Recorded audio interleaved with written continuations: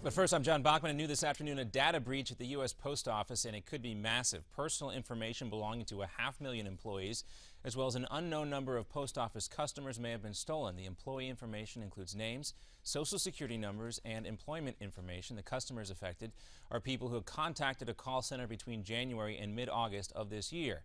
The FBI is now working with the Post Service to begin the investigation. Also today, the president telling the FCC that the internet should be regulated like a public utility company, and that's the best way to ensure something known as net neutrality.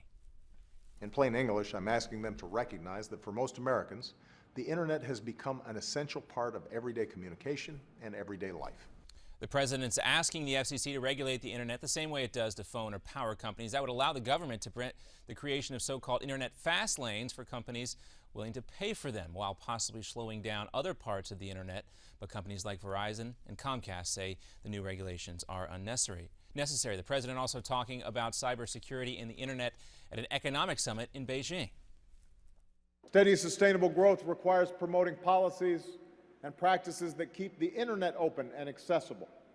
So you get the theme here. The president also announcing a new deal with China today on visas, allowing for those to last up to a decade for both the United States and China. And before leaving for his 8-day Asian trip, President Obama also talked about pushing immigration reform with executive orders on Face the Nation.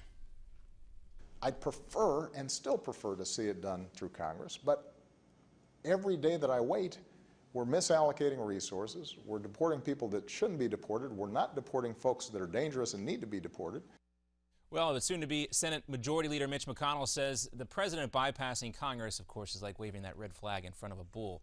In Africa, a suicide bomber disguised in a school uniform has killed at least 4 dozen students in northeastern Nigeria. Nearly 80 more are hurt. Soldiers rushed to the scene but were actually chased away by people throwing rocks, angry over the army's inability to stop the Islamic group Boko Haram. They have been terrorizing northern Nigeria for 5 years. And Prince Harry, a veteran of fighting in Afghanistan, has been back there and in uniform.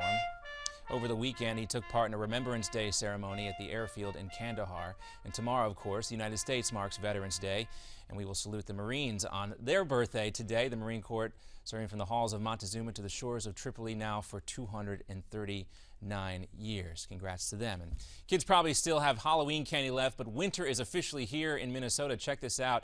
Minneapolis could get up to 16 inches of snow in this storm, and that's actually closing schools across the state. I thought it took more snow than 16 inches to get school closed in Minneapolis, but there you have it.